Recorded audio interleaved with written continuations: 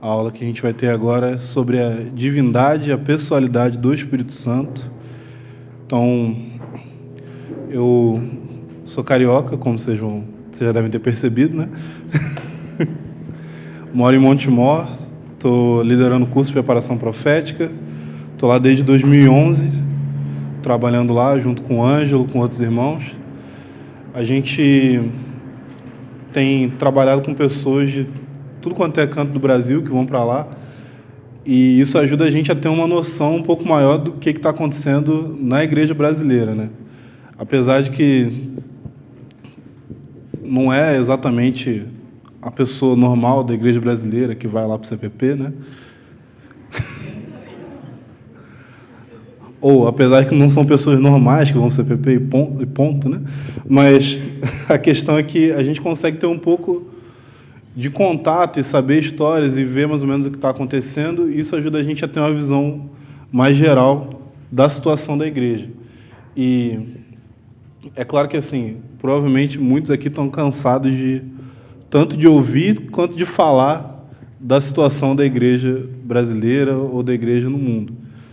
E eu acho que também não é positivo a gente só ficar criticando, só ficar falando do que está errado, só ficar falando de coisas que não são possíveis de serem mudadas simplesmente por uma ação ou alguma reação nossa.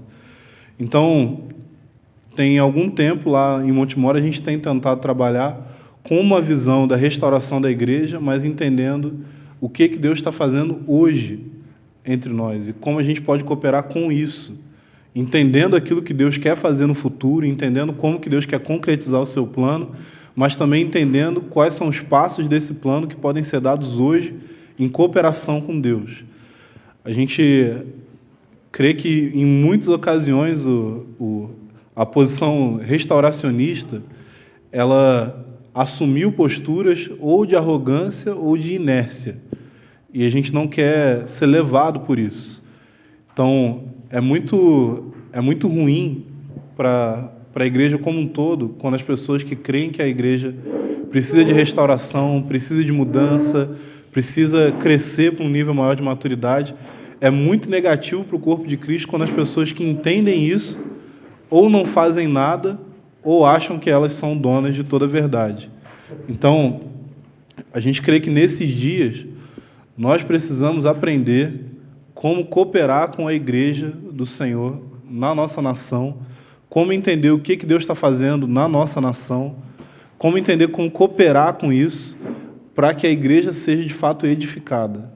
Eu acho que vocês provavelmente já têm esse sentimento, que simplesmente criticar o que está acontecendo na igreja não leva a gente a lugar nenhum.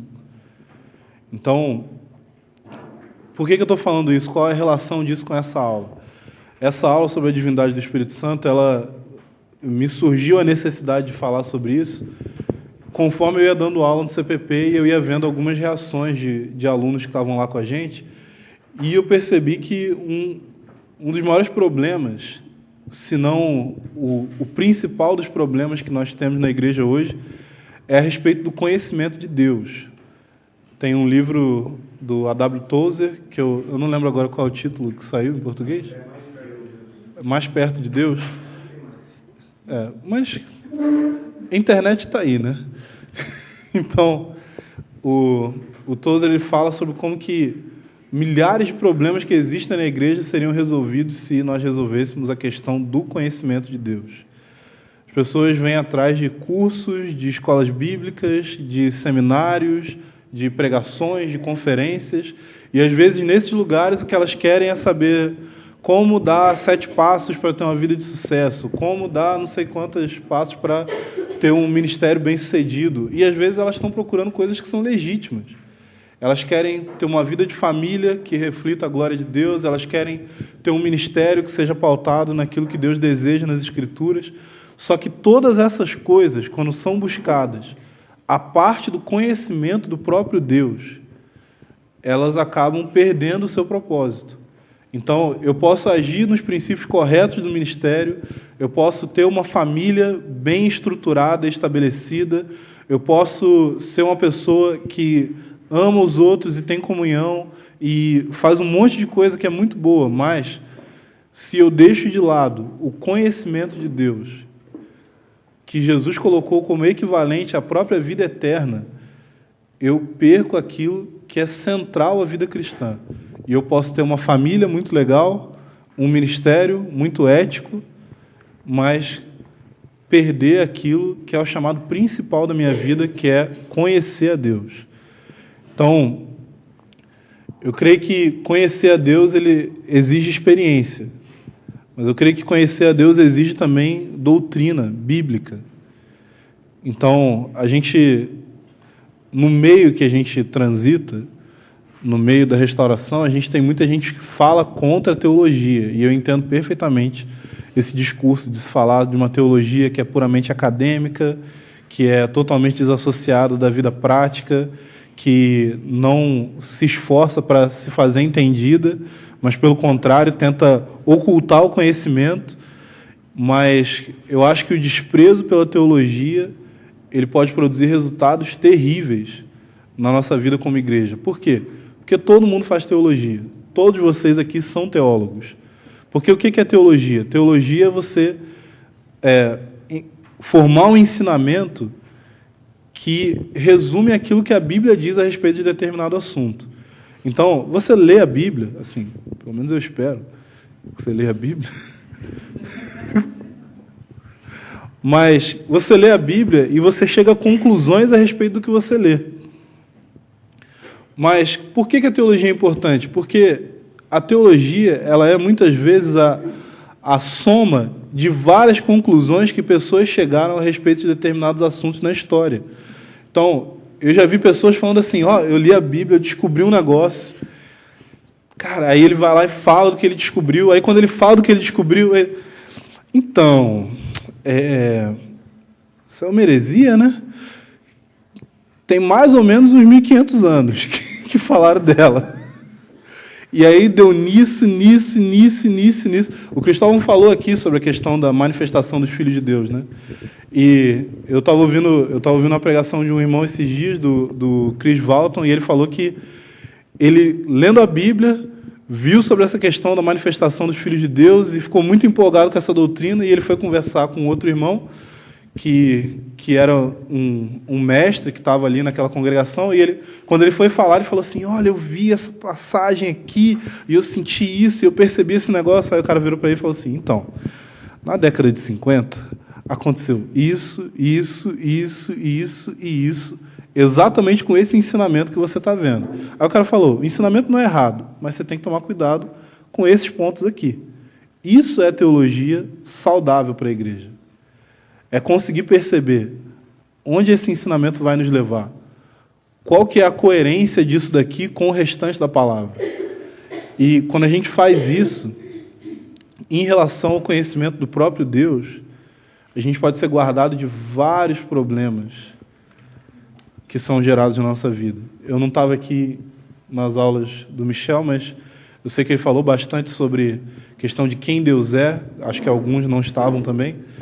E a relação disso com a nossa vida de oração. Então, você pode ter certeza que uma pessoa que tem uma teologia que é errada a respeito do próprio Deus, ela vai sentir as consequências disso no relacionamento dela com Deus. Se eu não entendo que a Bíblia ensina que Deus é bom, a minha tendência natural é achar que Deus não vai ser bom comigo, porque eu não sou bom. E a minha natureza humana, ela diz o quê? Que quem não é bom não recebe bondade dos outros. Mas Deus é diferente disso. Mas quando a gente estuda a Bíblia e estuda o conceito a respeito de quem Deus é, do caráter dele, de como ele lida conosco, a gente consegue entender esses conceitos que são contrários aos conceitos que a nossa própria mente geraria de forma natural. Então, é importante estudar. Eu tenho um esboço bem grande aqui para falar para vocês, mas não se preocupem que eu não vou passar do horário. Tá. Mas eu lembrei, eu falei com o Ângelo que eu ia, e com a Carol que eu ia fazer uma brincadeira com eles, que é o seguinte, que esses dias o Ângelo pregou lá em Montemor e aí ele falou que foi perguntar para a Carol o que ela tinha achado. Aí ela falou assim, você só leu o versículo? Aí eu falei, eu acho que a Carol não vai gostar da minha aula. Que eu praticamente só vou ler versículo. Aí você vai falar assim, não, mas ler versículo eu podia ler em casa. Então, aí você lê de novo em casa. Mas tem uma coisa que é muito legal que eu tenho aprendido, que é sobre o peso da argumentação da própria Bíblia a respeito de um assunto. Então, tem momentos que a gente não precisa de argumentação lógica, a gente não precisa de muita discussão a respeito do assunto. Isso pode ser até uma consideração posterior, mas o que a gente precisa, em primeiro lugar, é o peso do que a Bíblia diz sobre aquilo ali. Então, eu quero falar sobre a divindade e a pessoalidade do Espírito Santo. E essa primeira aula, eu vou dar uma aula hoje, outra aula amanhã. Essa primeira aula eu quero falar com vocês a respeito da Trindade. Por quê? Porque eu quero mostrar para vocês que as três pessoas da divindade são Deus de fato. E entendendo isso, a gente pode afirmar que o Espírito Santo é Deus. Eu sei que a maioria aqui deve crer na doutrina da Trindade. Só que o problema é que a gente crê na doutrina da Trindade e a pessoa pergunta, mas por que você crê na doutrina da Trindade? A palavra Trindade não tem na Bíblia. E aí, muita gente, quando ouve uma argumentação dessa, a resposta dela vai ser...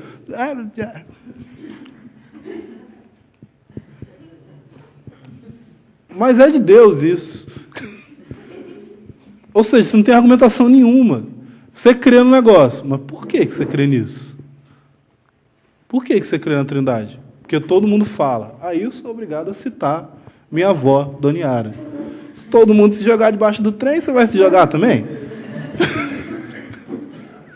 Então, você precisa entender por que você crê nisso. Ou talvez você não creia. E o meu trabalho aqui é convencer você para que você creia. Na verdade, não vai ser meu trabalho, vai ser o trabalho do caminhão de versículo que eu trouxe aqui. Então, vamos... Eu teria até alguns livros para indicar, mas parece que não tem ali. Tem livros bons sobre o Espírito Santo. Tem um livro do A.J. Gordon, se eu não me engano, é esse o nome do autor, né? Chama Ministério do Espírito. Cadê os... Eu não posso sair daqui, ó.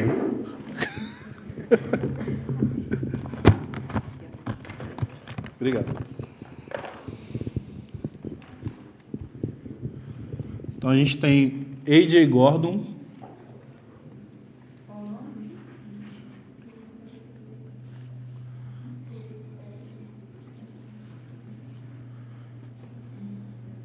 Eu não lembro agora se é o Ministério do Espírito ou do Espírito Santo.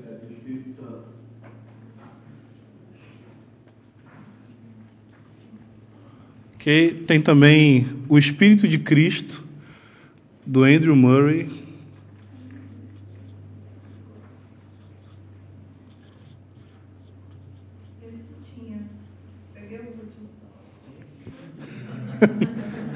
Cuidado, hein? Não fica falando isso, não. Você sabe onde ele está?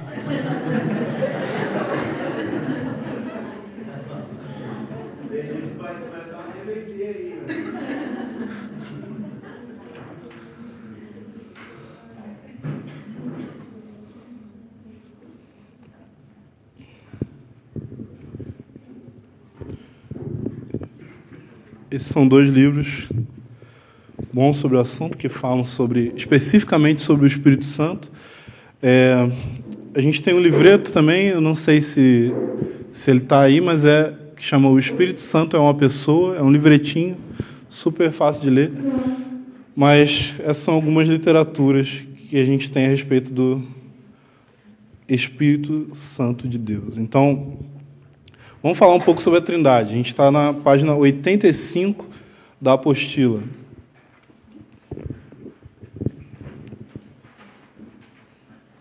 Todo mundo conseguiu achar aí? Página 85. A gente vai falar sobre a Trindade. Então, a letra A aí da apostila é revelação progressiva na Bíblia. Por que está escrito aí? Que a Trindade ela não é uma doutrina que é explicitamente falada na Bíblia logo de cara. Ela é algo que vai progressivamente sendo revelado. À medida que o povo de Israel foi tendo mais contato com Deus, a doutrina da Trindade foi ficando mais clara. É claro que ela não ficou tão clara a ponto de ser algo óbvio para eles. Mas quando a gente olha para os textos do Antigo Testamento, debaixo dessa perspectiva, a gente consegue perceber pontos que nos mostram sinais dessa pluralidade dentro da divindade. Vamos olhar para alguns textos, eles estão anotados aí na sua apostila, da pluralidade no ser de Deus. Só antes de você abrir sua Bíblia, eu quero avisar o seguinte: eu não vou esperar você abrir. Sabe por quê? São muitos versículos e o meu objetivo principal é que você tenha o peso desses versículos na sua mente. Então, para isso, eu preciso ler os versículos todos juntos, bem rápido, e aí você vai ficar assim, ó. Nossa, a Bíblia diz isso mesmo. Então, a gente não encontra a palavra Trindade na Bíblia, de fato, mas ela é um termo teológico, assim como vários outros termos que a gente usa normalmente. Então, a gente fala, por exemplo, sobre livre-arbítrio. E livre-arbítrio, como todo mundo sabe, não é um termo bíblico. Ele é um termo que ele passa a ideia de algo que a gente vê na Bíblia. A gente tem outros termos como esse também, que a gente usa normalmente e que não são bíblicos, mas ajudam a gente a entender certas doutrinas da Bíblia. Então, a doutrina da Trindade, ela não aparece só... Ah, obrigado. Ué. Legal. Não é exatamente da aula, mas comprem esses livretos. Já li, são bons. Ok? Então comprem isso aqui, se você quer orar bastante, ficar inspirado. Compre esse daqui, se você quer entender sobre a ceia. Compre esse daqui, se você quer parar de ficar estressado, preocupado, ter uma vida de oração decente. Ok? Voltando para a Trindade. Então, a gente tem a revelação progressiva da Trindade na Bíblia, mas ela fica mais explícita no Novo Testamento. Mas o Antigo Testamento dá indícios dela e a gente vai dar uma olhada nesses indícios. Primeira coisa que a gente vai ver é Gênesis 1, 26. Os versículos que eu vou falar a partir de agora, eles estão ligados à pluralidade dentro do ser de Deus. Então a gente vê Deus se revelando no Antigo Testamento, mas se revelando como sendo mais de um. Então, vamos dar uma olhada aqui. Gênesis 1, 26, também disse Deus: façamos o homem à nossa imagem, conforme a nossa semelhança. Tenha ele domínio sobre os peixes do mar e sobre as aves do céu, sobre os animais domésticos e sobre toda a terra e sobre todos os répteis que rastejam pela terra. Ou seja, disse Deus, façamos. Então, uma maneira fácil de você identificar versículos que falam sobre a Trindade no Antigo Testamento é quando você vê que o português está errado. Você vê que o português bagunçou, porque disse Arlindo, façamos, mas só tem eu. Assim, como que eu digo para mim mesmo, façamos?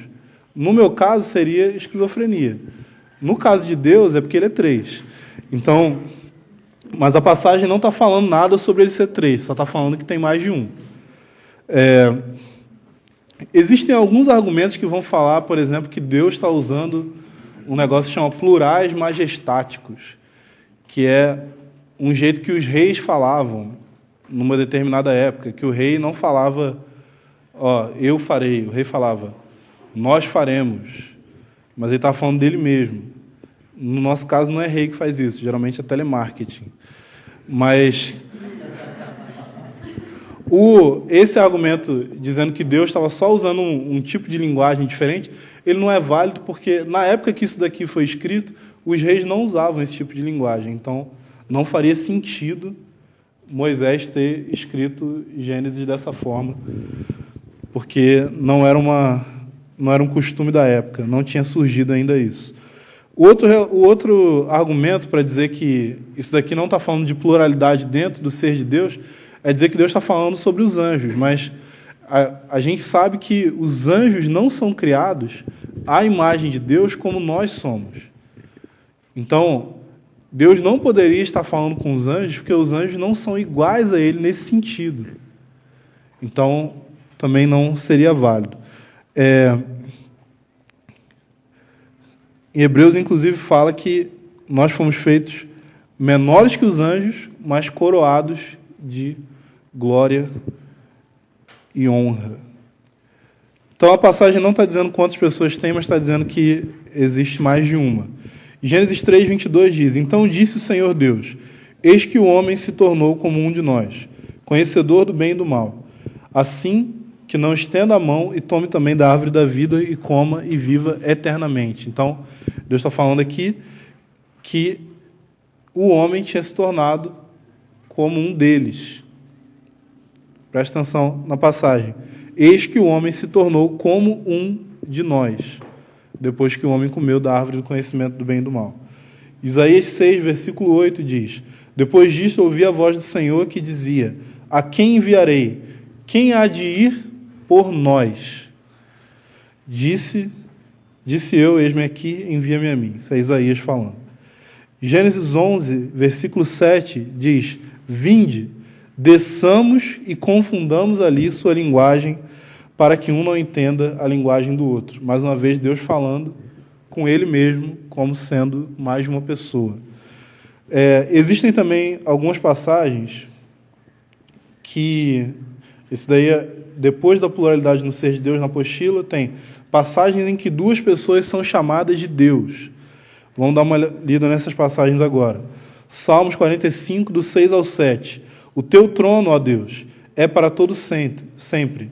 Cetro de equidade é o cetro do teu reino. Amas a justiça e odeias a iniquidade. Você está falando de Deus. E aí ele diz logo em seguida: Por isso, Deus, o teu Deus, te ungiu com óleo de alegria como a nenhum dos teus companheiros. Então Deus chegou para Deus e disse. Então, mais uma vez, duas pessoas no mesmo momento sendo chamadas de Deus. Inclusive, Jesus faz uma citação de uma situação semelhante a essa, quando ele está falando com os fariseus, em Mateus 22, ele fala: Reunidos os fariseus, interrogou Jesus: Que pensais vós do Cristo? De quem ele é filho? Responderam-lhe: De Davi. Replicou-lhe Jesus: Como, pois, Davi, pelo Espírito, chama-lhe Senhor, dizendo: Disse o Senhor ao meu Senhor: Assenta-te à minha direita, até que eu ponha os teus inimigos debaixo dos teus pés. Se Davi, pois, lhe chama Senhor, como é ele seu filho? E ninguém lhe podia responder palavra, nem ousou alguém, a partir daquele dia, fazer-lhe perguntas. Então, está mostrando aqui que Davi chamou alguém de Senhor, mas ele chamou uma outra pessoa de Senhor na mesma ocasião. Então, tem dois senhores? Não, porque ele está falando de Deus, está falando de Jeová. Então, os judeus não tinham resposta para isso, quando Jesus levantava um questionamento desse. Que era o tipo de coisa que eles não entendiam. Já viu quando passa por cima, assim? Você está lendo versículo, falando de alguma coisa, aí tem um negócio que você não entende, você faz. Passa por cima. Não sei se vocês já viram pregação, assim, né? O cara está pregando, aí ele lê o versículo. Antes de terminar, de chegar na parte que vai complicar ele termina. Então, gente, é isso, amém, tal, vamos partir para o próximo. Então, Isaías 63, versículo 10. Mas eles foram rebeldes e contristaram o seu Espírito Santo, pelo que se lhes tornou inimigo, e ele mesmo pelejou contra eles. Então, está falando assim, eles contristaram o seu Espírito Santo. E ele está falando do Espírito Santo como uma pessoa separada, uma personalidade separada do próprio Deus a quem ele está se dirigindo naquele momento. Em Isaías também, 48, 16, diz: Chegai-vos a mim e ouvi isto. Não falei em segredo desde o princípio, desde o tempo em que isso vem acontecendo, tenho estado lá. Agora o Senhor me enviou a mim e ao seu Espírito. Então, tem uma pessoa falando. Falei isso em segredo desde o princípio. Desde o tempo em que isso vem acontecendo. Tenho estado lá. Então, está falando de uma pessoa que estava lá o tempo todo. Agora o Senhor, Deus, me enviou a mim e o seu Espírito. Então, quem é a pessoa que está falando essa passagem?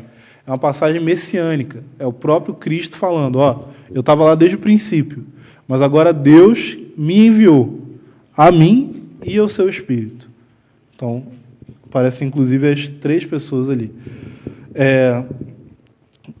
Vamos ver agora algumas passagens sobre o anjo do Senhor, que numa conferência que a gente teve aqui, alguns anos atrás, o Escher levantou essa questão, começou a falar sobre isso. Isso não é um assunto que só ele fala, mas sobre o anjo do Senhor ser o próprio Jesus na sua manifestação no Antigo Testamento. Então, em Gênesis 16:13 diz, então ela invocou o nome do Senhor que lhe falava. Nessa passagem, é a passagem sobre Agar, se eu não me engano, em que ela está no deserto, e aí vem o anjo do Senhor falar com ela, e aí quando o anjo do Senhor fala com ela, ela invoca o nome do Senhor que lhe falava. Ela diz, tu és Deus que vê, pois disse ela, não olhei eu neste lugar para aquele que me vê. Então, qual que é o diferencial do anjo do Senhor? O anjo do Senhor é um anjo que aparece no Antigo Testamento, só que ele tem algumas diferenças dos outros anjos. Primeira diferença, ele fala como sendo o próprio Deus. Segunda diferença, ele aceita a adoração, que talvez é a coisa mais gritante. Não existe nenhum anjo na Bíblia que aceite a adoração de fato. A gente vê em Apocalipse isso acontecendo, quando João fica tão espantado que ele vai adorar o anjo, e quando ele vai adorar o anjo fala para ele, não me adora não, eu sou teu conservo. Então, anjos não aceitam a adoração, mas o anjo do Senhor aceitava a adoração. Então, quem é o anjo do Senhor? Quem é aquele que apareceu para Abraão, que apareceu para Josué? Quem era essa pessoa que estava ali no Antigo Testamento? A gente só pode chegar à conclusão que era aquele que é a imagem do Deus invisível, que é o próprio Jesus Cristo aparecendo no Antigo Testamento. Então, Êxodo 3, versículo 2 ao 6. Apareceu-lhe o anjo do Senhor numa chama de fogo. Presta bem atenção aqui. Apareceu o anjo do Senhor numa chama de fogo, no meio de uma sarça. Moisés olhou e eis que a sarça ardia no fogo e a sarça não se consumia. Então disse consigo mesmo, irei para lá e verei essa grande maravilha. Por que a sarça não se queima? Vendo o Senhor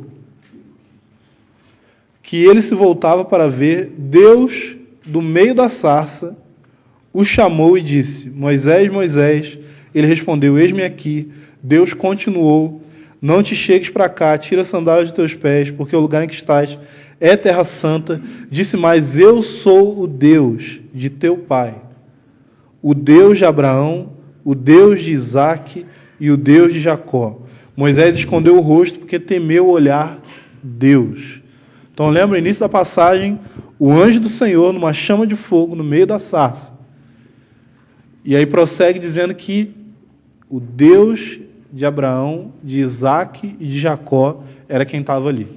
Então, o anjo do Senhor é o Deus de Abraão, de Isaque e Jacó. Por quê? Porque Jesus Cristo é o Deus de Abraão, de Isaque e de Jacó. Porque ele é Deus. E a Bíblia está mostrando isso daqui para nós. Números 22, versículo 35. Tornou o anjo do Senhor a Balaão, vai-te com esses homens, mas somente aquilo que eu te disser, isso falarás. Assim Balaão se foi com os príncipes de Balaque. E aí, Números 22, 38. Respondeu Balaão a Balaque, eis-me perante ti, acaso poderei eu falar agora alguma coisa? A palavra que Deus puser na minha boca, essa falarei. Então, o anjo do Senhor disse, só fala o que eu te disser. Quando ele foi falar para Balaque, ele disse, eu só posso falar o que Deus colocar na minha boca. Então, o anjo do Senhor é Deus. E, para terminar essa parte, Juízes 13, 21 a 22. Nunca mais apareceu o anjo do Senhor a Manoá, no caso aqui estou falando do pai de Sansão, nem a sua mulher. Então Manoá ficou sabendo que era o anjo do Senhor. Disse Manoá à sua mulher, certamente morreremos, porque vimos Deus. Então, a gente vê esse anjo do Senhor como sendo o próprio Cristo. Vocês não acreditaram quando eu disse que eu ia ler um monte de versículo, né? agora vamos ver sobre o Novo Testamento. Por quê? No Novo Testamento a gente tem uma revelação mais completa a respeito da Trindade. A gente tem uma clareza maior a respeito dessa doutrina, explicando certas coisas que ficavam soltas no Antigo Testamento. Então, inclusive, tem diversas passagens que a Trindade aparece como um todo naquela passagem. Tanto o Pai, quanto o Filho, quanto o Espírito Santo são demonstrados ali. A primeira passagem, Mateus 3, versículo 16 ao 17. Batizado Jesus, saiu logo da água, e eis que se lhe abriram os céus, e viu o Espírito de Deus descendo como pomba, vindo sobre ele. E eis que uma voz do céu que dizia: Este é meu Filho amado, em quem me comprazo. Então a gente tem o Filho sendo batizado, o Espírito descendo sobre ele e a voz do Pai se manifestando dos céus, mostrando todas as pessoas da Trindade realizando uma ação distinta naquele momento ali. Mateus 28, 19. Ide, portanto, fazeis discípulos de todas as nações, batizando-os em nome do Pai, do Filho e do Espírito Santo. Então, fala de cada um deles. E não existe nada explicando assim, do Pai e também do Filho e do Espírito, mas que são só complementos. Não, está colocando no mesmo patamar, Pai, Filho e Espírito Santo. Não há sinal de diferença entre esses três. O Espírito é citado ao lado do Pai e do Filho, demonstrando assim que ele é tido como uma pessoa de posição igual aos demais. Vamos dar uma olhada agora. É legal entender o seguinte, que geralmente no Novo Testamento, os autores usam a expressão Deus para falar do Pai. E geralmente, não é uma regra que nunca é misturada, mas geralmente fala de Deus para falar do Pai, usa a expressão Senhor, que é o equivalente a Jeová do Antigo Testamento, para falar do Filho, e usa... e o Espírito é a expressão Espírito. A gente vê que aparece mais Espírito Santo, que não era uma coisa tão comum no Antigo Testamento, né? 1 Coríntios 12, versículo 4 ao 6 diz: Ora, os dons são diversos, mas o Espírito é o mesmo. Há também diversidade nos serviços, mas o Senhor é o mesmo. E há diversidade nas realizações, mas o mesmo Deus é quem opera tudo em todos. E 2 Coríntios 13, 13 fala sobre a graça do Senhor Jesus Cristo, o amor de Deus e a comunhão do Espírito Santo sejam com todos vós. Efésios 4, versículo 4 ao 6, há somente um corpo e um espírito, como também fostes chamados, numa só esperança da vossa vocação, há um só Senhor, uma só fé, um só batismo, um só Deus e Pai de todos, o qual é sobre todos, age por meio de todos e está em todos. E 1 Pedro 1, versículo 2, eleitos segundo a presciência de Deus Pai, em santificação do Espírito, para a obediência e a aspersão do sangue de Jesus Cristo, graça e paz vos sejam multiplicados. E a última passagem dessa parte é Judas, que só tem um capítulo, versículos 20 e 21. Vós, porém, amados, edificando-vos na vossa santíssima fé, orando no Espírito Santo, guardai-vos no amor de Deus, esperando a misericórdia de nosso Senhor Jesus Cristo para a vida eterna. Então, a questão, gente, é que nós precisamos entender a nossa necessidade de uma doutrina da Trindade. Nós precisamos entender a importância de crer tanto no Filho quanto no Espírito como sendo Deus de fato. Por que isso é importante? Qual que é a diferença se Jesus é Deus e se o Espírito Santo é Deus também? A diferença é que a nossa salvação ela é diretamente influenciada pela pessoa do Cristo. Mas esse não é exatamente o meu assunto aqui. O meu assunto é sobre a pessoa do Espírito Santo e qual é a implicação da nossa crença na doutrina da divindade do Espírito Santo. A implicação é que aquilo que habita em nós não é simplesmente uma força ou um poder, ou uma influência, mas é uma personalidade. Quem acompanha você não é o poder de Deus para você realizar as coisas que você quer. Quem acompanha você é alguém que é Senhor sobre a sua vida. O Espírito é Senhor. O Espírito não é o poder de Deus para realizar os seus planos. O Espírito Santo não é simplesmente uma influência fantasmagórica que fica sobre nós. O Espírito não é simplesmente um sentimento ou um arrepio na nossa espinha. O Espírito é uma pessoa divina que habita entre nós e que deveria ter a primazia na igreja. E qual que é o problema? Por não crer de fato na divindade do Espírito, na pessoalidade dele, a gente encara o Espírito Santo como sendo menor do que Deus. E logo, consequentemente, a gente coloca ele como sendo menor do que nós mesmos. E ele se torna um instrumento para as nossas próprias realizações, para os nossos próprios planos, para os nossos próprios desejos. Então, o Espírito Santo serve para quê? Ele serve para te dar unção, se você quer pregar bem. Ele serve para te dar dons espirituais, se você quer auxiliar edificando a igreja. Ele serve para te dar sabedoria para lidar com as questões da vida, mas ele não ocupa o lugar de Senhor sobre a sua vida. Ele não ocupa um lugar onde ele manda em você e não o contrário. Então, nós precisamos entender que o Espírito Santo é Deus e, consequentemente, ele é soberano sobre nós. Ele é divino, ele não é simplesmente uma força, ele é uma personalidade que te acompanha. Ele é alguém que está com você. Percebe isso? Percebe a diferença disso? O Espírito Santo está com você e ele é alguém. E logo, se ele é alguém, a forma como nós encaramos ele, lidamos com ele e relacionamos com ele deveria ser diferente, irmão. Deveria ser diferente. O Espírito Santo talvez é a pessoa mais usada por nós. A gente fala muito sobre ser usado por Deus, mas a verdade é que muitas vezes nós queremos usar Deus para os nossos propósitos. Pode ser até coisa que você acha legítima. Podem ser coisas cristãs, podem ser coisas boas até. Mas a questão é que quem é que manda? Quem é que dá as cartas do negócio?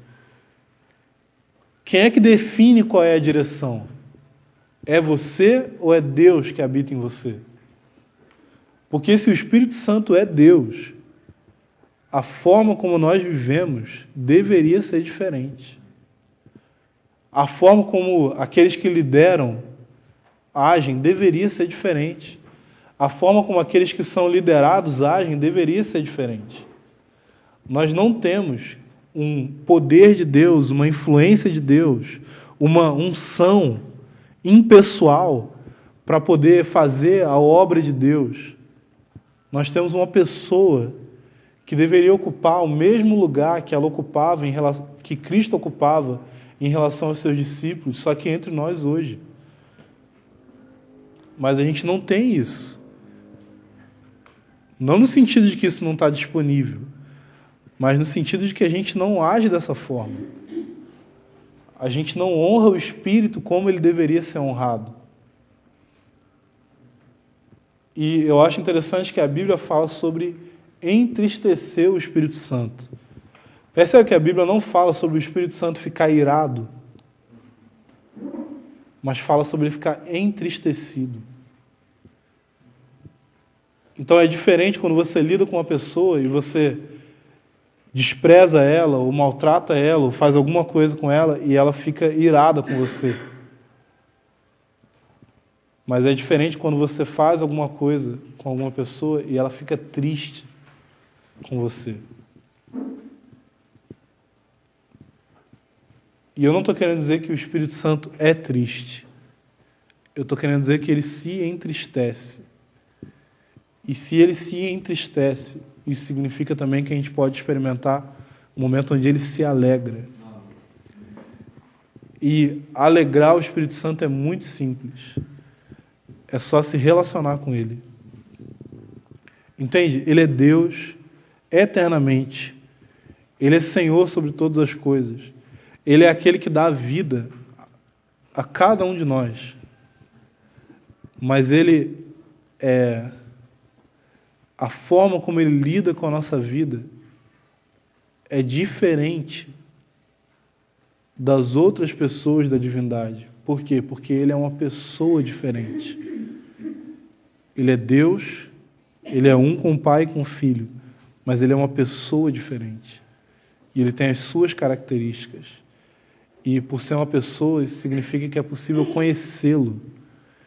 E se é possível conhecê-lo, e a vida eterna é conhecer a Deus, e o Espírito Santo é Deus em nosso interior, isso significa que o chamado mais alto das nossas vidas é andar em comunhão com esse Espírito que habita em nós. Percebe que eu não estou falando de um Deus que está no céu, distante de nós, e que a gente precisa fazer muita força e orar muito e ter muito barulho para que Ele possa se aproximar de nós aqui, mas eu estou falando de um Deus que está dentro de você.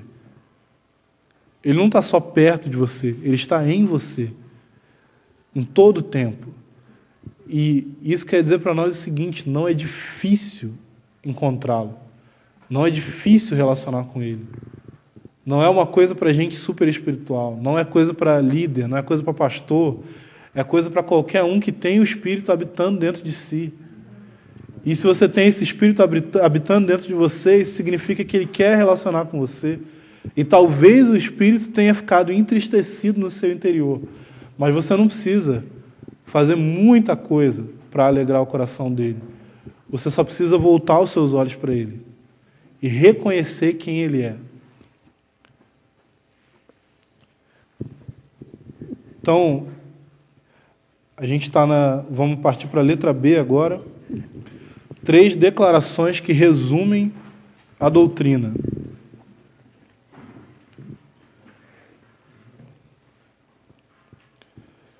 As 3 declarações são: Deus é 3 pessoas, cada pessoa é plenamente Deus e há um só Deus. Então, por que a gente precisa dessas 3 afirmações para resumir a doutrina da Trindade? Porque se nós abandonamos uma dessas afirmações, a gente tem consequências disso. Eu vou falar sobre essas consequências no nosso entendimento, se a gente deixa uma delas. Mas eu queria expor para vocês. Então, Deus é 3 pessoas, é o primeiro ponto. Isso quer dizer que o Pai não é o Filho, primeiramente. Então, João 1, versículo 1 e 2 diz: no princípio era o Verbo, e o Verbo estava com Deus, e o Verbo era Deus. Ele estava no princípio com Deus. Então, se Ele estava com Deus, Ele é distinto de Deus. Ele é uma pessoa diferente. João 17, 24 diz: Pai, a minha vontade é que onde eu estou estejam também comigo os que me deste, para que vejam a minha glória que me conferiste, porque me amaste antes da fundação do mundo. Então, para você compartilhar algo com alguém, você precisa ser uma pessoa diferente daquela com quem você está compartilhando, né? Quem compartilha só consigo mesmo, não compartilha com ninguém, porque está sendo egoísta. Então, é que eu comprei um presente de aniversário para mim.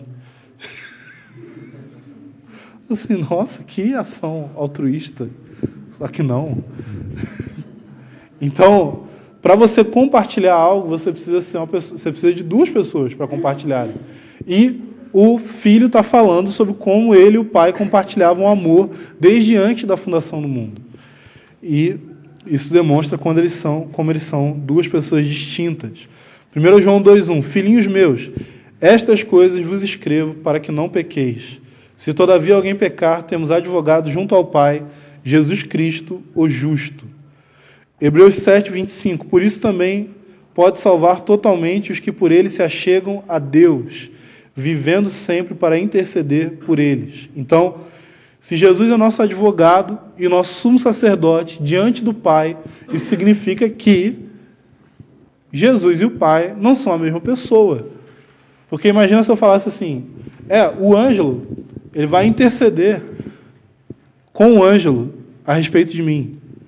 Significaria o quê? Que o Ângelo tem 2 personalidades, que significa que ele é louco. Né? Agora, pode ser que existam 2 pessoas chamadas Ângelo, e aí ele não vai ser louco.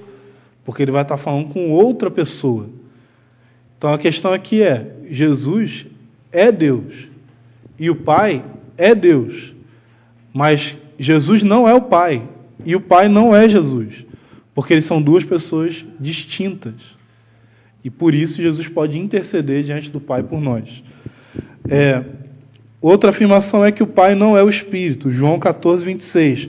Mas o Consolador, o Espírito Santo, a quem o Pai enviará em meu nome, esse vos ensinará todas as coisas e vos fará lembrar de tudo que vos tenho dito.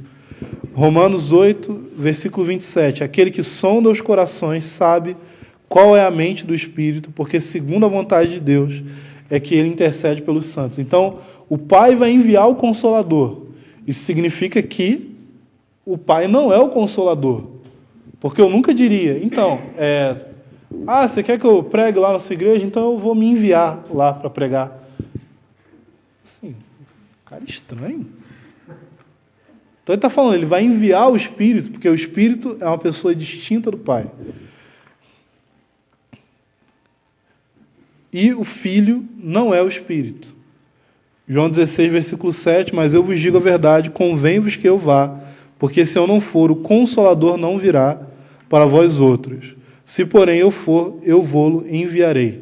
Então, Jesus está falando assim, eu vou, mas eu vou enviar outro Consolador, que é o Espírito. Então, Jesus não estava fazendo um teatrinho. Tipo assim, eu vou sair daqui, mas eu vou mandar outro, tá? Aí ele vai e volta, tipo, com a peruca. Assim, cheguei, eu sou outro, hein? Sou outro, vamos fingir que eu sou outro.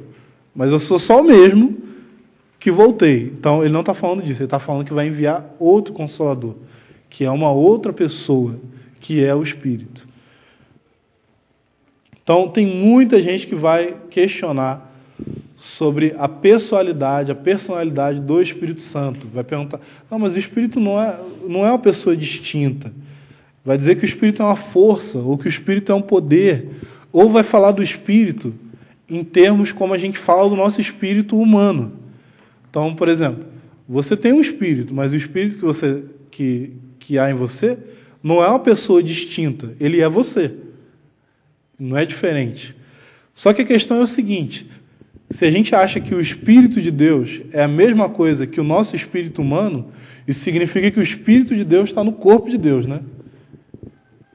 Tipo, no corpo de Deus Pai, que é Espírito. Porque Deus é Espírito. Aí você fala assim, não, então o Espírito é um Espírito que fica dentro do Espírito. Você, ficou um pouco confuso, né? Mas isso é por quê? É porque a gente está pegando o entendimento de como nós somos e falando de Deus como se ele fosse idêntico a nós. Ele não é idêntico a nós. Nós somos semelhantes a ele. Ok? Então, o Espírito é uma pessoa distinta. Ele não é uma força, um poder, uma influência, um negócio fantasmagórico. Inclusive, tem uma argumentação a respeito disso.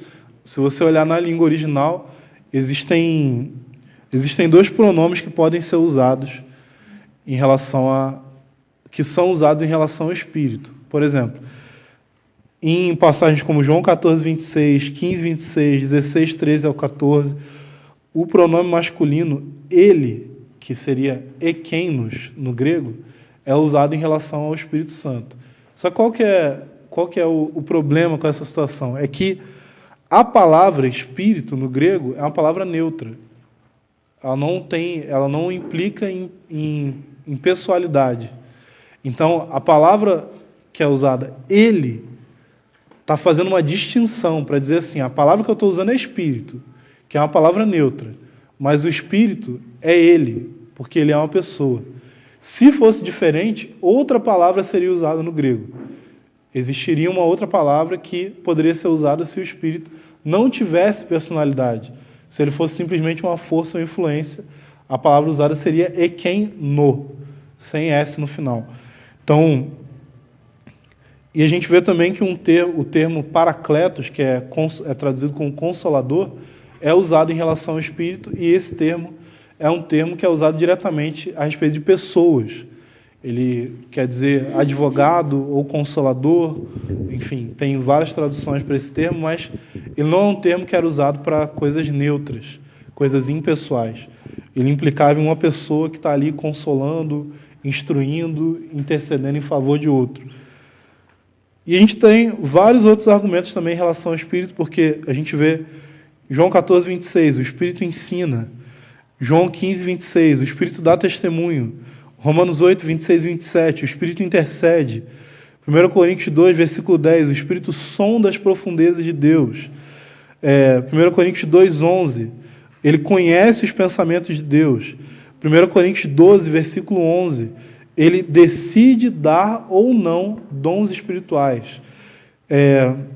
Atos 16, versículos 6 ao 7, ele proíbe certas coisas. Atos 8, versículo 29, ele fala. Atos 15, versículo 28, ele avalia e aprova algo. E Efésios 4, 30, ele se entristece. São todas características pessoais. Só uma pessoa consegue ensinar, dar testemunho, interceder, sondar, conhecer, decidir, proibir, falar, avaliar e se entristecer. Se o Espírito fosse encarado como sendo simplesmente o poder de Deus, várias passagens que nós temos na Bíblia não fariam o mínimo sentido. E eu quero ler algumas passagens dessas para vocês, trocando a palavra Espírito, ou Espírito Santo, ou Espírito de Deus, por poder, para a gente ver como que fica. Vamos ver aqui, Lucas 4,14. Então Jesus, no poder do poder, regressou para Galiléia e a sua fama correu pela circunvizinhança. Então, Jesus foi no poder do poder. Não faz sentido. Mas no poder do Espírito faz sentido. Porque é o poder de uma pessoa que estava concedendo aquilo para ele. Atos 10, 38. Se a gente trocar a palavra Espírito por poder, ficaria: como Deus ungiu a Jesus de Nazaré com poder, o qual andou por toda parte fazendo bem e curando todos os oprimidos do diabo, porque Deus era com ele. Romanos 15, 13. E o Deus da esperança vos encha de todo gozo e paz no vosso crer, para que sejais ricos de esperança no poder do poder. Então percebe que não faz sentido. O negócio fica totalmente ilógico. Agora, tem uma passagem falando sobre a distinção entre as pessoas da Trindade que pode dar um nó na cabeça de alguns, que é 2 Coríntios 3, versículo 17. Essa passagem, se vocês quiserem, vocês podem abrir lá. Eu vou dar 5 segundos. 1, 2, 3, 4, 5.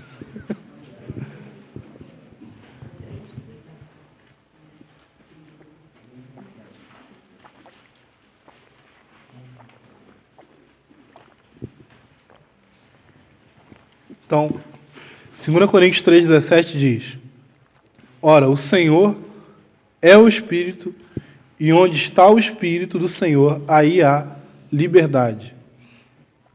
Aí você vai ficar, como assim? Está dizendo aqui que é o mesmo. Como que é distinto? Então quer dizer que o Senhor é o Espírito, e é a mesma coisa. E não tem distinção entre os dois. Então, vou explicar um pouco sobre o contexto da passagem. De fato, a palavra Senhor geralmente é usada a respeito de Jesus. E a gente precisa entender primeiro por que a palavra Senhor é usada a respeito de Jesus. Por quê? Porque o Novo Testamento está preocupado em deixar bem claro que esse Jesus de Nazaré, ele é o Senhor. Sabe, Deus do Antigo Testamento? Então, esse homem aqui é aquele Deus. E ele usa a palavra Senhor em referência a Jesus, principalmente por causa disso, porque ele é Deus e os autores queriam deixar isso claro. Só que Senhor é o equivalente grego da palavra Jeová, ou Yahvé, ou, na verdade, a gente não sabe como é que fala. Então, em 2 Coríntios, o contexto do capítulo 3 é um contexto de falar sobre a antiga e a nova aliança. Ele está falando sobre como era com Moisés e como é hoje com o Evangelho. Então, nesse contexto, ele quer deixar claro que o Espírito Santo que habita em nós, assim como Jesus é o Jeová do Antigo Testamento, porque Ele é Deus. O Espírito que habita em nós, na Nova Aliança, também é aquele Deus do Antigo Testamento. Então a passagem está querendo dizer o seguinte: o Espírito Santo é o Senhor. Porque Deus é o Senhor e Jesus é o Senhor. Todos eles são Deus. Então a gente não pode encarar o Espírito como sendo menos do que isso. Vamos para o segundo ponto das 3 declarações que resumem a doutrina, que é que cada pessoa é plenamente Deus. Então a gente vê claramente na Bíblia que o Pai é Deus. Isso daí não... Dificilmente você vai encontrar alguém que vai discutir isso. Mas em relação ao Filho e ao Espírito, a gente tem algumas pessoas que vão tentar argumentar contra. Mas existem passagens que mostram claramente que, primeiramente, Deus Filho é plenamente Deus. Vamos ver aqui, João 1, versículo 1 ao 4, vai falar sobre como ele era o Verbo, e o Verbo estava com Deus, e o Verbo era Deus. Então, não tem como discutir muito com essa passagem, que está falando que o Verbo se fez carne na pessoa de Jesus Cristo, e que esse Verbo era o próprio Deus, que estava desde o princípio de todas as coisas. João 20, versículo 28, também fala a respeito da divindade do Filho. Mas o que eu queria ler com vocês aqui é a passagem de Tito 2, versículo 13, que diz: aguardando a bendita esperança e a manifestação da glória do nosso grande Deus e Salvador, Jesus Cristo. Essa é a melhor tradução dessa passagem. E 2 Pedro 1, versículo 1 diz: Simão Pedro, servo e apóstolo de Jesus Cristo, aos que conosco obtiveram fé igualmente preciosa na justiça do nosso Deus e Salvador, Jesus Cristo. Então, Jesus é o nosso Deus e Salvador. Ele não é simplesmente o nosso Salvador, ele é também o nosso Deus. E Isaías 9, que é uma passagem falando sobre Messias, diz: porque um menino nos nasceu, um filho se nos deu, o governo está sobre os seus ombros, e o seu nome será Maravilhoso Conselheiro, Deus Forte, Pai da Eternidade e Príncipe da Paz. Está falando sobre Cristo. Ele é Deus Forte, Ele é o Pai da Eternidade. Ou seja, Ele é o Criador da eternidade. Agora, o Espírito Santo também é plenamente Deus. A Bíblia deixa isso claro, mas às vezes tem gente que quer pegar umas coisinhas e não percebe as incoerências dos seus argumentos. Um exemplo: todo mundo ia ficar doido se Mateus 28, 19 dissesse: ide, portanto, fazer discípulos, batizando-os em nome do Pai, do Filho e do Arcanjo Miguel. Todo mundo ia ficar incomodado. Quando você vai falar assim: Arcanjo Miguel? Tem alguma coisa errada. Mas fala do Pai, do Filho e do Espírito Santo. E todo mundo vê que isso é coerente com a Bíblia. Por quê? Porque o Espírito é igual em divindade em relação às outras pessoas da Trindade. Atos 5, versículo 3 ao 4, diz assim: então disse Pedro a Ananias: por que encheu Satanás o teu coração para que mentisses ao Espírito Santo? Guarda essa. Para que mentisses ao Espírito Santo, reservando parte do valor do campo. Conservando, porventura, não seria teu, e vendido não estaria em teu poder? Como, pois, assentasse no teu coração este desígnio? Não mentistes a homens, mas a Deus. Você está falando, você mentiu ao Espírito Santo. Você não mentiu a homens, você mentiu ao próprio Deus.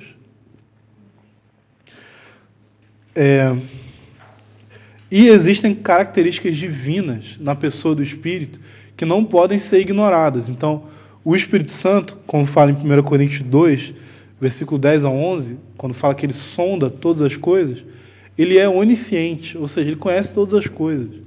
E isso é uma característica que só o próprio Deus tem. Não tem anjo onisciente, não tem ser humano onisciente, a não ser o próprio Cristo, que também é um ser humano. Mas essa é uma característica divina. Só Deus é onisciente, e o Espírito é também. E em João 3, quando fala de nascer de novo, ou nascer do alto, fica bem claro que nascer do Espírito é a mesma coisa que nascer de Deus. Porque João vai falar sobre esse conceito inúmeras vezes. Aqueles que são nascidos de Deus. Então, até aqui a gente chegou a duas conclusões. E elas são que Deus é 3 pessoas e cada pessoa é plenamente Deus. Se a gente só tivesse esses 2 argumentos, vocês percebem qual seria a conclusão lógica desse pensamento? Deus é 3 pessoas. Cada pessoa é plenamente Deus. Logo, existem 3 deuses. E é por isso que a gente precisa do terceiro argumento, que é: há um só Deus. E a gente sabe que a Bíblia afirma isso claramente, que existe um só Deus. Deuteronômio 6, versículo 4 ou 5, diz: ouve, Israel, o Senhor nosso Deus é o único Senhor. Amarás, pois, o Senhor teu Deus de todo o teu coração, de toda a tua alma e de toda a tua força. Êxodo 15, 11. Ó Senhor, quem é como tu entre os deuses? Quem é como tu, glorificado em santidade, terrível em feitos gloriosos, que opera as maravilhas? Resposta: ninguém. Ninguém é como ele. 1 Reis 8,60. Para que todos os povos da terra saibam que o Senhor é Deus e que não há outro. Então, e assim, é importante ressaltar também que Deus nunca fala de si mesmo como um dentre 3 que precisa ser adorado. Já viu gente que entra em crise com isso? A pessoa vai orar, ela fala assim: mas quem que eu oro? Aí ora para Deus, aí fala assim: não, eu tenho 1 hora para orar, aí eu tenho que dividir entre Deus Pai, Deus Filho e Deus Espírito Santo. Aí como que eu vou dividir 60 minutos para que nenhum deles fique com ciúme? Não sei se vocês já tiveram essa crise. Eu admito que eu já tive. Eu fiquei assim: nossa, eu preciso orar para Deus, para o Filho, para o Pai, para o Espírito. Aí você vê assim: acho que eu orei mais para o Pai hoje, hein? Então, Deus não fica disputando, não fica assim: agora me adora aqui, me adora aqui. Adora o Filho aqui um pouco. Está adorando muito o Pai. Aí vem o Espírito: ninguém me adora, cara. Fica geral adorando o Pai, o Filho aí, eu estou aqui de canto. Não existe isso. Deus nunca fala na Bíblia como um dentre 3 deuses que precisam ser adorados. Deus fala como Deus, porque Ele é um só Deus. Vamos ver aqui. Isaías 45, 5 ao 6. Eu sou o Senhor e não há outro. Além de mim não há Deus. Eu te cingirei, ainda que não me conheces e tal. Então, assim, não tem esse negócio de para quem que eu estou orando agora? Como que vai fazer mais... Para quem que dá mais certo? Orar para o Pai, para o Filho ou para o Espírito? Qual que é o maioral? Assim? Não, me fala logo que eu já oro direto para Ele, que eu não quero intermediário. Então, o Novo Testamento não muda essa perspectiva. O Novo Testamento fala de um só Deus. Os apóstolos não escreveram as cartas se embananando, pensando assim: quem que eu ponho aqui? Pai, Filho ou Espírito? Ou então, toda vez que for falar, já viu gente ficar grilada com isso assim? Deus, Pai, Filho e Espírito Santo. Que aí ela não corre o risco de errar, né? Está cobrindo tudo. Então, o Novo Testamento não fica embaralhado com isso. Os apóstolos falam: porquanto há um só Deus e um só mediador entre Deus e os homens, Jesus Cristo, o homem. Então, eles não ficam grilados assim: meu Deus, será que eu estou falando de mais de um ou de mais de outro? Romanos 3,30, visto que Deus é um só, o qual justificará por fé o circunciso e mediante a fé o incircunciso. Existe um só Deus. Então,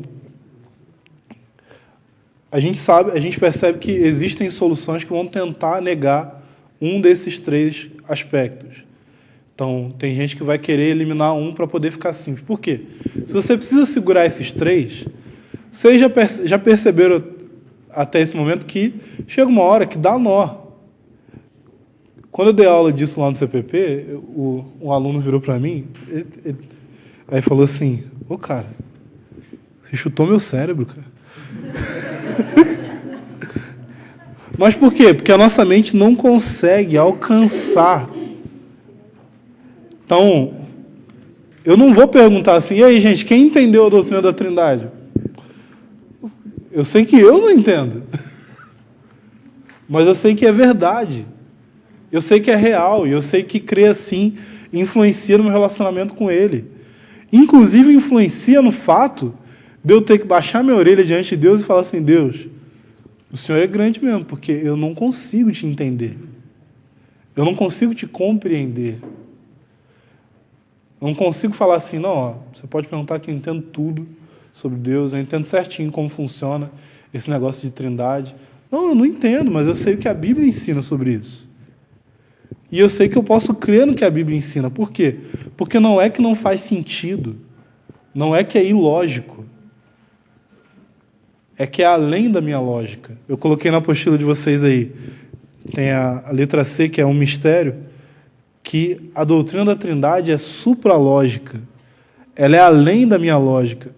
Eu ouço, faz sentido, mas eu não consigo compreender ela. Ou seja, eu entendo o que está sendo dito, mas a minha mente não consegue ficar tranquila com esses conceitos, porque eles são muito além da minha capacidade de pensar.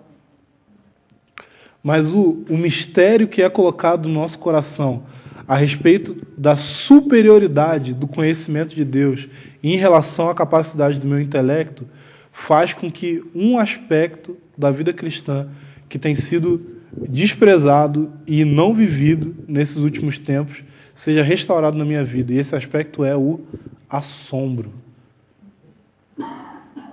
A vida cristã, nos dias de hoje, tem falta de assombro diante da pessoa de Deus. A gente fala assim, Deus, coisa básica. Não é básico. Não é básico. Deus é o Deus que vai se fazer conhecido para nós durante toda a eternidade. E o conhecimento dele nunca vai se esgotar. Entende isso? Que a vida eterna é esta. João 17,3. Conhecer a Ti, Senhor. Conhecer a Deus e a Jesus Cristo a quem Ele enviou. Então, por que a vida eterna é conhecer a Deus? Porque é a única coisa no universo, em toda a existência, que é possível de ser feita eternamente. Assim, me dá um negócio que eu vou ficar ocupado para sempre. Vai conhecer Deus. A única coisa que não tem fim. E é bom, não tem fim igual... Já viu tem coisa que não tem fim que é chata. Você queria que tivesse fim.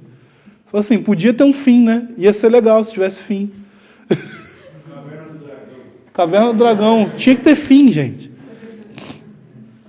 Mas tem coisa que você não quer que tenha fim. A gente tem experiência, a gente tem vislumbres disso na vida. Quando você lê um bom livro que você não quer que acabe. Quando você vê um filme que você pensa assim, acabou. Caramba, estava gostando tanto. Existem coisas que a gente pensa assim, isso podia não ter fim, mas até essas coisas ia chegar uma hora que você ia enjoar. Mas conhecer a Deus nunca vai ter fim. E a única coisa que nos impede de mergulhar mais nesse conhecimento de Deus é a nossa própria carnalidade. Percebe assim que, eu sei que, gente, vamos lembrar assim, todos somos seres humanos aqui. Eu sei que tem dia, pode ser que não, tem alguém aqui diferente. Eu sei que tem dia que você não quer orar. E eu sou livre de toda a minha condenação depois que o Mike Bickle, o cara que tem o maior ministério de oração da face da terra, falou que ele odiava orar. E ele falou que a única coisa que ele odiava mais do que orar era jejuar. Falou que quando ele começou a separar um tempo para orar no dia dele, ele chamava aquele tempo de a hora da morte. Mas por quê, gente? Porque a gente tem carne. E carne que eu digo, eu não estou falando da gente ter corpo. Porque no reino de Deus a gente vai ter corpo ainda, mas a questão é que o pecado habita no nosso corpo. E quando a gente não tem vontade de orar, deixa eu contar uma novidade para vocês, é o pecado dentro de você que está fazendo isso. Não é que você não quer orar. Não é que a natureza que existe dentro de você não quer orar. Mas é que existe uma perversão da sua natureza, chamada pecado, que está querendo te impedir de buscar aquilo ali, de buscar o conhecimento de Deus. Então, gente, tem hora que orar é igual remédio. Pode ter um gosto horrível, dependendo do momento, mas é a melhor coisa que você poderia fazer. Então, tem hora, gente, que a gente precisa entender que, assim, precisa entender de fato isso. A sua carne não quer conhecer a Deus, mas você quer. E você precisa ignorar a sua carne. Sabe por quê? Porque daqui a alguns anos você vai ser livre dela. Você vai ser livre da natureza pecaminosa que existe em você. E quando você for livre disso, toda a sua falta de desejo de conhecer a Deus, você vai ver que não era uma coisa que pertencia a quem você é de fato. Então, já que não pertence a quem nós somos de fato, vamos deixar isso de lado já, gente. E entender que Deus nos deu uma tarefa impossível de ser realizada por completo. E isso foi a melhor coisa que poderia ter acontecido com a gente. E essa tarefa é conhecê-lo. Então, voltando ao que eu estava falando, nós não precisamos de soluções simplistas para que a nossa lógica fique tranquila em relação à doutrina da Trindade. O que nós precisamos é de assombro quando nós nos aproximamos de Deus, para entender que, de fato, Ele é muito maior do que nós. Então, a gente não precisa tentar resolver esse quebra-cabeça. O que a gente precisa é crer naquilo que a palavra diz e entender que Deus é Deus e, por ser Deus, Ele é muito maior do que qualquer coisa e qualquer conceito que nós possamos ter. Então, a doutrina da Trindade é um mistério. E uma coisa que eu queria finalizar essa aula falando é sobre, na letra C, número 2, tem uma passagem aí, 1 Coríntios 13, versículo 9 ao 12. Vamos abrir lá para a gente encerrar?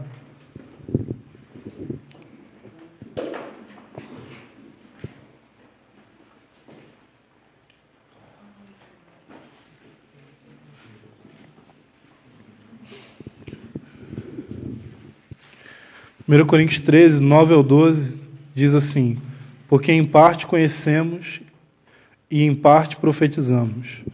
Quando, porém, vier o que é perfeito, então o que é em parte será aniquilado. Quando eu era menino, falava como menino, sentia como menino, pensava como menino. Mas quando cheguei a ser homem, desisti das coisas próprias de menino. Porque agora vemos como em espelho, obscuramente. Então veremos face a face. Agora conheço em parte. Então conhecerei como também sou conhecido. Agora, pois, permanecem a fé, a esperança e o amor. E esses três, porém, o maior destes é o amor. Eu queria ler essa passagem com vocês para falar do seguinte, que existe uma doutrina que não é pregada hoje em dia e que a gente precisa resgatar ela para que a gente possa entender a vida cristã. E essa doutrina é a imperfeição do conhecimento cristão. Todo conhecimento cristão é imperfeito. Se você acha que você entende alguma verdade da palavra de Deus, você pode ter certeza que você não entende ela plenamente como ela deveria ser entendida. Eu não estou dizendo que a gente não deveria ter convicção pessoal a respeito do que a gente crê. Eu sou militante da convicção pessoal a respeito do que a gente crê. Eu acho que a gente tem que falar assim: eu creio assim, eu sou de tal posição teológica. E você discorda de mim? Beleza, mas você é meu irmão. Mas por que eu posso falar que o outro é meu irmão se ele discorda de mim teologicamente? Porque o conhecimento que eu tenho é imperfeito. Não é que ele não seja real, mas ele não é completo. Então, no reino de Deus, a gente não vai ter batistas e presbiterianos e pentecostais e cessacionistas e calvinistas e arminianos e pré-milenistas e esse tanto de posição. A gente tem isso hoje. Eu provavelmente devo discordar de um monte de coisa de vocês e vice-versa. E, na verdade, a gente é do Ministério Impacto, né? Então, o nosso ministério poderia também ser chamado de concordar em discordar. Que a gente não está preocupado de, não, tem que crer todo mundo certinho igual. Por quê? Não é porque eu acho que eu não estou certo. Eu acho que eu estou certo. Porque se eu não achasse que eu estou certo, eu não ia crer do jeito que eu creio. Eu ia crer de outro jeito que eu acharia certo. Mas eu sei que eu posso estar errado. Ou eu sei que eu posso estar só parcialmente certo. Mas o que eu sei com certeza é que, no reino de Deus, minha teologia vai ser perfeita. Eu não vou saber tudo, porque eu vou ter toda a eternidade para conhecer a Deus. Mas eu sei que muitas questões que existem hoje não vão existir lá. Porque agora a gente vê por espelho, e é sempre bom lembrar, talvez alguns não saibam, que quando Paulo fala de espelho, ele não está falando do tipo de espelho que a gente tem hoje. O espelho no tempo dele era um metal bem polido que refletia uma imagem um pouco turva da pessoa. Então, não é uma imagem perfeita, mas existe um momento em que os nossos olhos vão ser abertos para ver aquilo que é perfeito. Então, quando a gente fala sobre a doutrina da Trindade tem o mesmo objetivo do que qualquer outra doutrina da Bíblia, que é o quê? Nos levar a uma experiência de conhecer a Deus. Toda doutrina, ela existe com o objetivo de nos levar à experiência. Se existe alguma doutrina na qual você crê, mas que você nunca experimentou ela de alguma forma, você não crê de fato como deveria crer nela. Então, eu queria finalizar essa aula e amanhã a gente vai falar mais sobre a pessoa do Espírito Santo em si, mas deixando claro isso que quais são as três declarações que resumem a doutrina, é que Deus é três pessoas, cada pessoa é plenamente Deus e que há um só Deus. Mas, acima de tudo, nós estamos numa jornada de conhecer o Senhor. E ainda que esse conhecimento não vai ser perfeito, ele tem o potencial de nos levar a experimentar o Senhor de formas cada vez mais intensas durante toda a nossa vida.